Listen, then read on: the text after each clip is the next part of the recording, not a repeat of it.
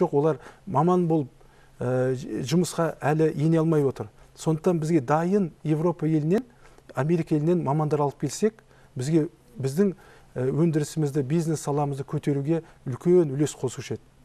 Бұл біз үшін қаншалықты қымбатқа соғады? Өйткені кеңес беру деген мәселе, мысалы, ең білікті эксперттер аз қаражатқа бола келмейді, мысалы, біраз қыруар қаражатты талап етеді. Енді осы мақсат бойынша айта кетейін. Әлде бұның қайтарымы бола ма? Иә, мақсат бойынша осы бағыт бойынша айта кетейін. Мен мысалға біздің де өзіміздің кәсіпкерлік жұмыстарымыз бар. Біз өзіміздің кәсіпкерлік жұмыстарымызда жаңа басқарушы директорлерге 10 15 мың доллардай айлық төлейміз. Мен қазір салыстырмалы түрде білдім, Европадан жақсы менеджерлер әкелсек, сол қаражаттың 70%-ына біз ала алады екенбіз жұмысқа. Олар 5 мың евро айлыққа келуге дайын, мысалға, орта менеджерлер. Мен ойымша, бізде Қазақстанда біздің жұмыскерлер, кейбір орта менеджерлер қаражат айлықты көбірек алады Европа елдерінен. Бірақ нәтижесі азырақ. Өйткені бізде тәжірибе жетіспегендіктен. Бізде тәжірибе белгілі уақыттан келеді. Мына Европа елдері, мына неміс елін алсақ, олар нарық заманында 500 жыл өмір сүріп отыр. Мына түрік елін алайық. Түрік елі қанша? 300 жыл нарық экономикасын істеп отыр. Біз Қазақстан нарық экономикасына енгенімізге 20 жыл болды. 10 жылда міне енді есіміз жиып келе жатырмыз. Сондықтан бізге тәжірибелі мамандар керек. Осы бағытта осы айта кету керек, осы 6-шы экономикалық форумның нәтижесі осы біздің еліміздің осындай білімділігін, тәжірибесін көтеруге үлкен үлес қосады.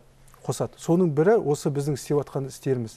Сіздің онлайн бизнес мектебі деген жобаңызды көрдік.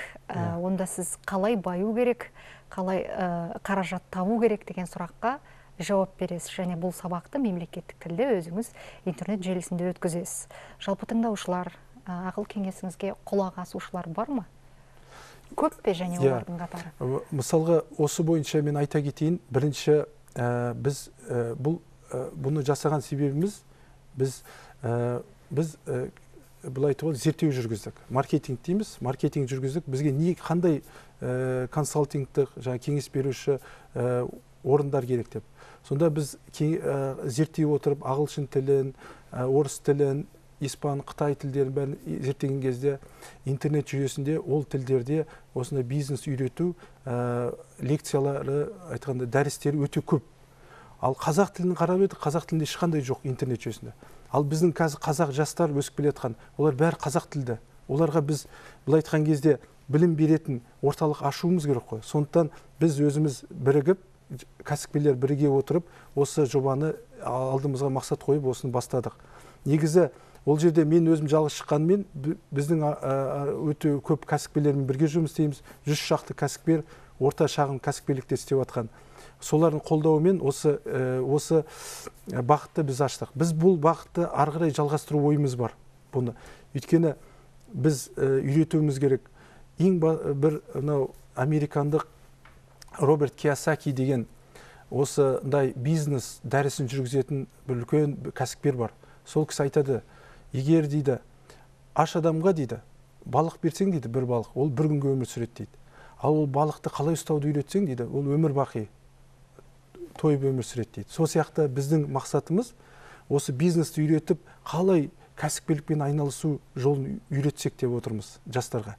Шыны керек, осы уақытқа дейін мен өзім анық білемін, сол дәрістерді тыңдап, белгілі бір жігіттер дәрежеге жетіп, бүгінгі күні ақша тауып отыр. Өйткені ондай дәрістер өзінің нәтижесін әр уақытта береді.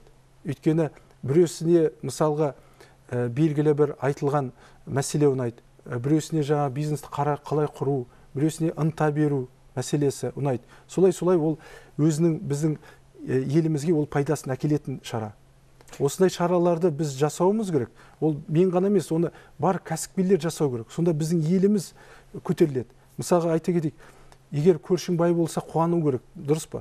Өйткені мысалға біз көрші бір ел болып осылай біріміз көтерілсек, кәсіпкерлігіміз дамыса, сол шағын орта кәсіпкерлікті 20%-дан 90%-ға жеткізсек, біз ең дүниежүзінде тұрақты елдердің, кәсібі тұрақты елдердің бірі боламыз. Қытай елі сияқты, Америка елдері сияқты. Соған біз ұмытылуымыз керек. Сондай бір жастарға сондай бейне көрсетіп, сондай ұмытылыс жасауымыз керек деп ойлаймын. Ендеше есіңізге береке тілейміз. Сұхбат бергеніңізге рахмет. Рахмет сізге де.